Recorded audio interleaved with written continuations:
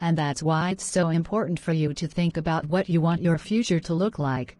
But Mrs. Green, you saw that story on the news about how much time we have left, right? Maybe even just a couple years before it all goes up in flames? Now Lizzie, you know we don't talk about politics in this classroom. Not like Mr. Hernandez's room. Ha! But it's not even arguable at this point. There has been basically no food in the grocery stores and the schools have been closed like every other year for my whole life, so.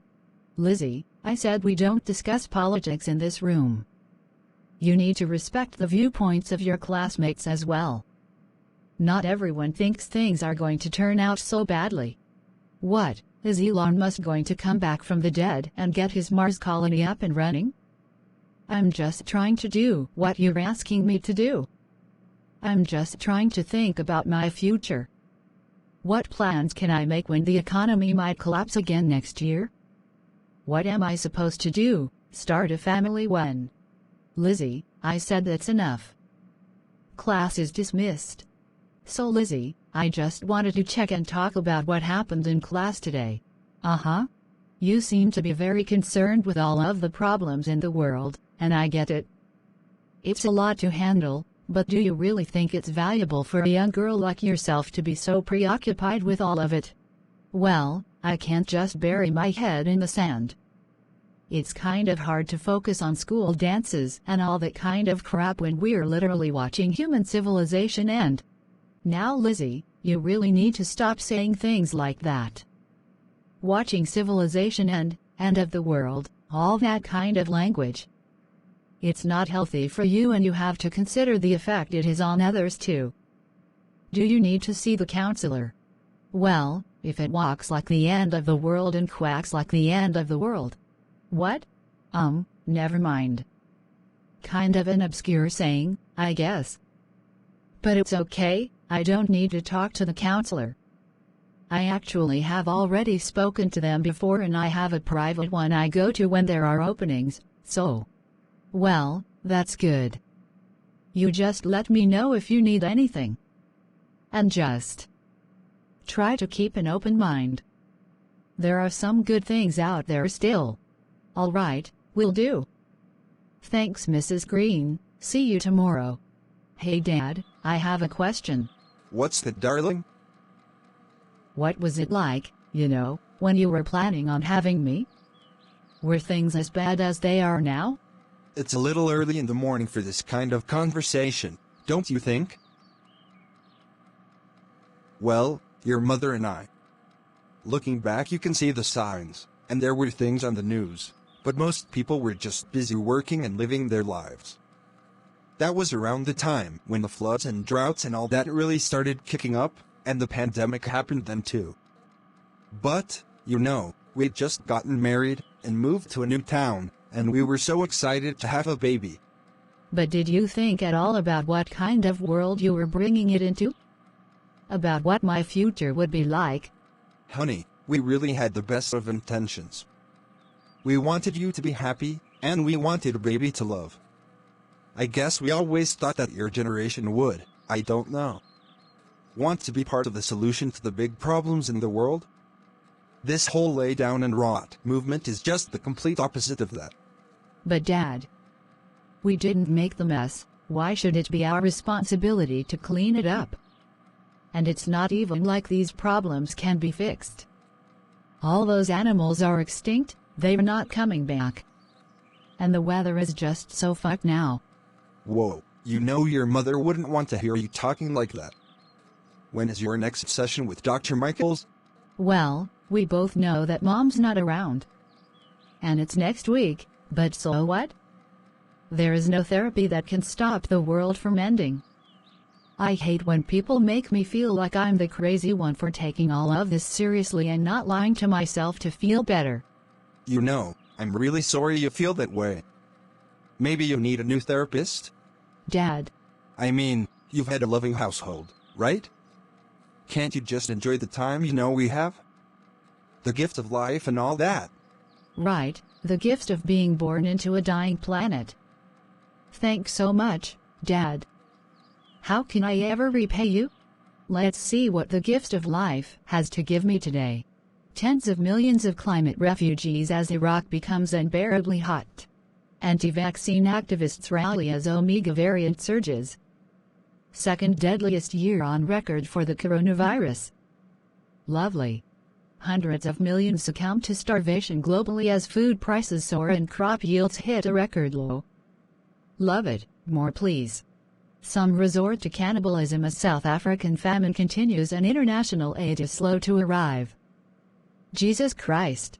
Woo, thanks so much for this gift, Dad. You shouldn't have. You really shouldn't have. At least I have video games and porn. So, how are you doing today, Lizzie? Oh, you know. I'm just a cheeseburger in paradise. You're a what? Isn't that a saying? Like, I'm doing well, just a regular old cheeseburger in paradise. I think you're looking for the saying, just another day in paradise. Maybe. Oh, that does sound better. Ha ha ha ha. Ha. Well anyway, were you able to practice any of the techniques we talked about last time? I think I need a refresher or a list, none of them really stuck with me. Sure, so the first one is drawing a square in the air and taking deep breaths. It helps to keep you in the moment instead of getting stuck in a cycle of rumination again. Okay, yeah, I'm not sure that one's going to do too much for me. What was the next one? Sure. So the next one is closing your eyes and picturing something you enjoy or know well. Like, maybe making cookies, or going on a bike ride, or whatever it is for you. Would picturing playing video games work? Or is that not? Normally we'd want something real life, and I guess it'd depend what kind of video game we're talking about here. Alright, well, maybe the next one then. Well, this one's kind of fun. We as humans have something called the mammalian dive response. And basically what it means is that when our eyelids get cold, our heart rate and breathing slow down, and it can make us feel less anxious. So what you can do is just go get some ice cubes and just put them right on your eyelids. Right. I don't know about that one either. I think I'd get more from just talking about things than trying these sorts of techniques. Sure, what did you want to talk about? Well, the same thing as usual, I guess. Still worried about all that out there, huh? The natural disasters, the plagues, the locusts, the shootings, the supply chain issues, the famines, the power outages, all the politics. It must be a difficult time to be your age. Yeah, it just kind of seems like. What's the point of even trying, you know? I mean, in a few years we might be back to the Stone Age, just living in the woods and foraging for wild berries and stuff. Why should I worry about college and all this other stuff they want me to worry about? I hate how everyone just acts like everything's going to be normal forever. Now Lizzie, you're not a rotter, are you? You're sounding an awful lot like the rotters I get sometimes. Look, lay down and rot is misunderstood. All it's saying is that we might as well just relax and enjoy ourselves while we still can. Play video games as much as possible before we lose electricity for good, spend too much money trying to get some decent food, sleep in if you feel like it.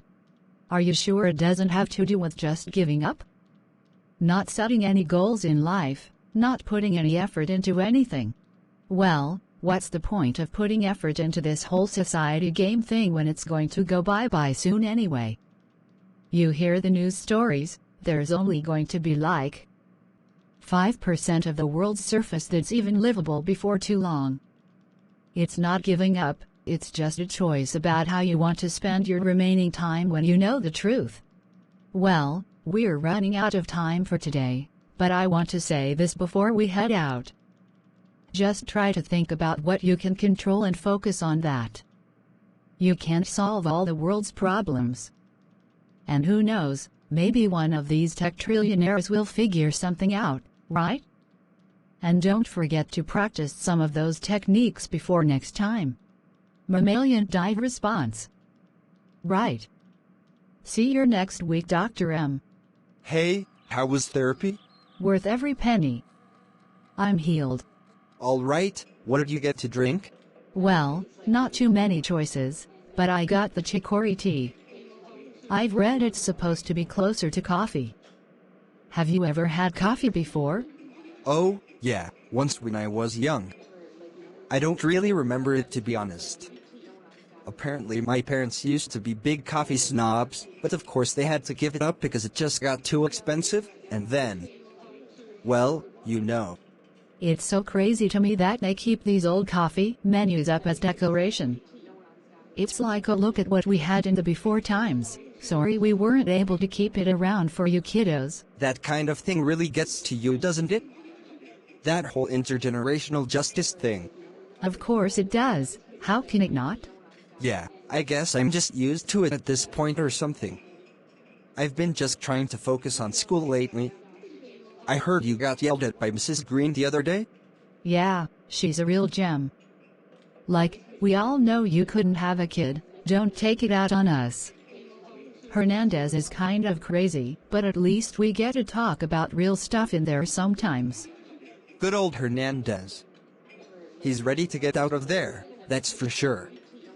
I wonder if it all feels pointless to them too, teaching the last generation, as you'd say. And God, we have those graduation tests coming up. Just so goddamn boring. Like, all that time we could have been learning useful things like how to grow food, how to can it, how to do all that kind of stuff. But I mean, you have to think about it from their perspective. If the schools acknowledged things were really as bad as they are, students would go crazy and classes would be so much harder to control. That or everyone would just drop out and stop coming forever, and then they'd all be out of their jobs. Yeah, it's crazy how many more schools there used to be. I drive by them all the time.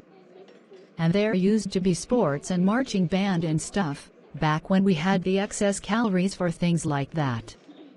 Again, it's just not fair that they used everything up and left us with this.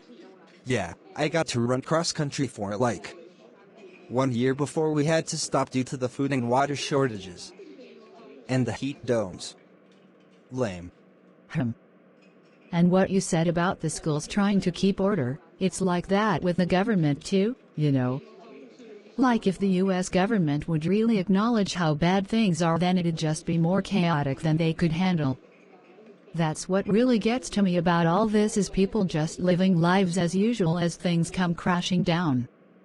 And apparently I'm a rotter for even wanting to try and process it, you know. I guess I should just push it to the back of my mind like everyone else. Well, no. What are you gonna do? I also wanted to ask you about the dance. I know it's not really your thing, but do you want to go together if the world doesn't end by then? I think we would have fun. Yeah, let's do it. Party.